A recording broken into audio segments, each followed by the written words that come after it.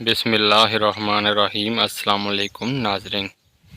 ماہرین صحت کا کہنا ہے کہ ہاضمہ خراب ہو تو آدمی کو صحت مند نہیں کہا جا سکتا۔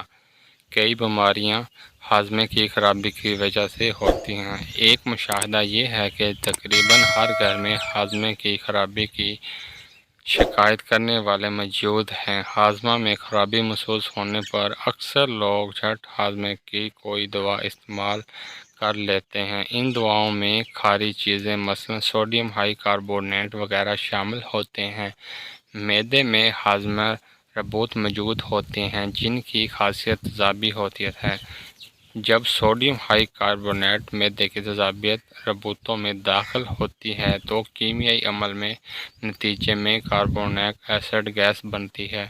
یہ گیس ڈکار یا ریا کی صورت میں خارج ہونے پر لوگوں کو خود بہت ہلکا اور پرسکون تصور کرتے ہیں۔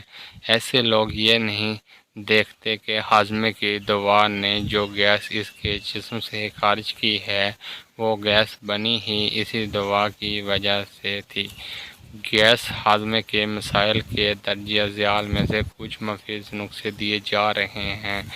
6 گرام ادرک باریک کاٹ کر تھوڑا سا نمک لگا کر دن میں 1 مرتبہ کھانا کھانے سے پہلے کھانا بد ہضمی کے لیے مفید ہے۔ اس سے ہاضمہ ٹھیک ہوتا ہے، بھوک لگتی ہے، پیٹ کی گیس قبض دور ہوگی، منہ کا ذائقہ ٹھیک ہوگا اور گلے میں جمع بلغم صاف ہوتا ہے۔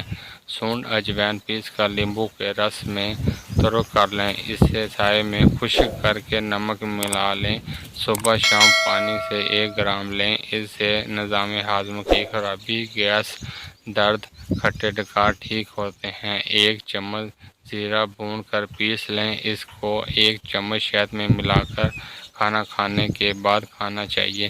یہ ڈکار میں مفید ہے۔ بد ہضمی، بھوک میں کمی، کھانا کھانے میں دلچسپی نہ ہونا، قبض، گیس کی شکایت ہونے پر کھانے کے ساتھ مولی پر نمک، سیاہ مرچ لگائیں۔